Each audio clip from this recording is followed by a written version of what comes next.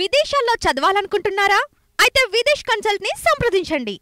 ఆంధ్రప్రదేశ్ రాజధాని అమరావతి నిర్మాణానికి సంబంధించి ఒక్కొక్క అడుగు ముందుకు పడుతుంది. ఫైనల్గా కాంట్రాక్ట్ సంస్థల ఎంపిక ప్రక్రియ ఇప్పటికే పూర్తయింది. వాటికి లెటర్ ఆఫ్ యాక్సెప్టెన్స్ ఇచ్చే పనిలో సిఆర్డీఏ అధికారులు బిజీగా ఉన్నారు.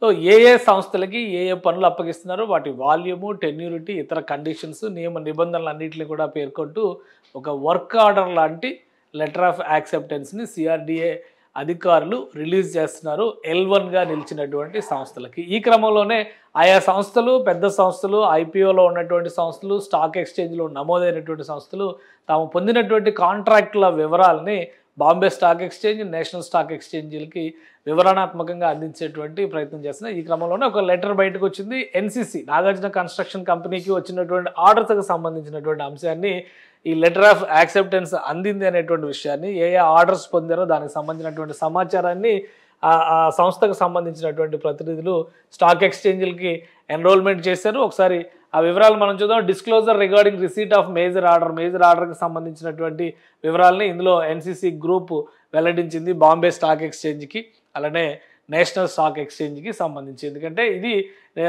సెబీ రూల్స్ ప్రకారం చేయాల్సినటువంటి డిక్లరేషన్. ఇది pursuant to regulation of 30 of the SEBI listening obligations disclosure requirements regulations 2015 act, we are pleased to inform that the company has received a letter of acceptance dated 19 March 2025 from Andhra Pradesh Capital Region Development Authority for construction of roads, drains, water supply, sewage, utility ducts for power and ICT, reuse water line and avenue plantations extra at zone number 12 villages area in Amravati capital Andhra Pradesh.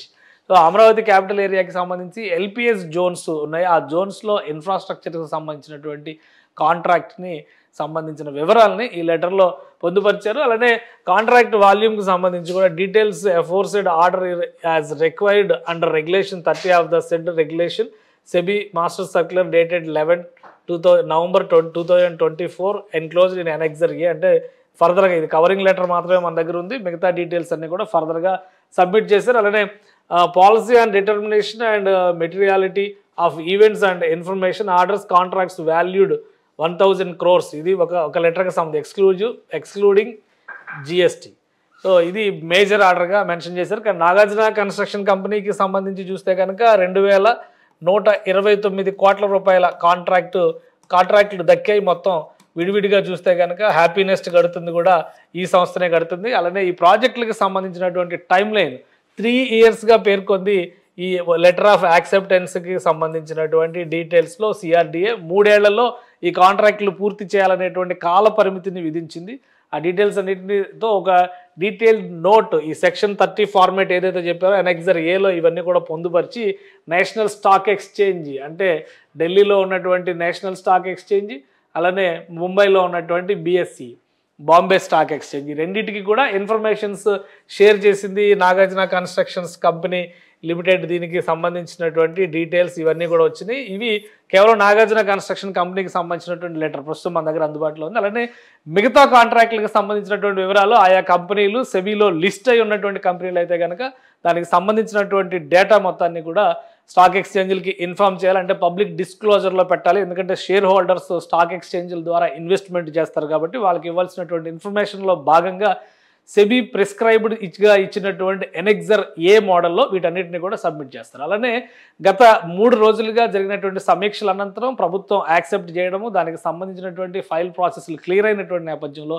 Letter of acceptance పనులకు సంబంధించినటువంటి work ఆర్డర్ల కాపీలని CRDA అధికారులు ఆయా సంస్థలకి distribute చేస్తున్నారు.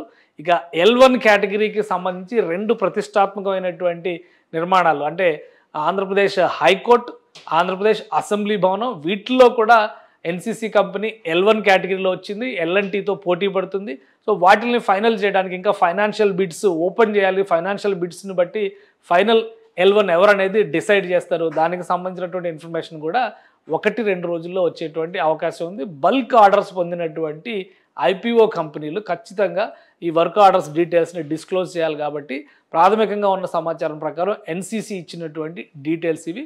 మిగతా కంపెనీలు కూడా ఒకవేళ ప్రైవేట్ లిమిటెడ్ కంపెనీలు అయితే కనుక వాటికి ఇబ్బంది ఉండదు. ఐపీఓలో ఉన్నటువంటి కంపెనీలు అయితే కంపల్సరీ ఈ వర్క్ ఆర్డర్స్ అన్నింటికి కూడా డిస్ట్రిబ్యూట్ చేయాలి. బహుశా 22వ తారీఖు కల్లా అన్ని లెటర్ ఆఫ్ యాక్సెప్టెన్సెస్ ఏ కాంట్రాక్టుల సంస్థలకు వచ్చినాయో ఆ సంస్థలన్నిటికీ కూడా సిఆర్డిఏ డిస్ట్రిబ్యూట్ చేసే అవకాశం ఉందనేది అందుతున్నటువంటి సమాచారం. సుమన్ టీవీలో మీ పర్సనల్ అండ్ బిజినెస్ ప్రమోషన్స్ కోసం కింది నెంబర్కి కాంటాక్ట్ చేయండి.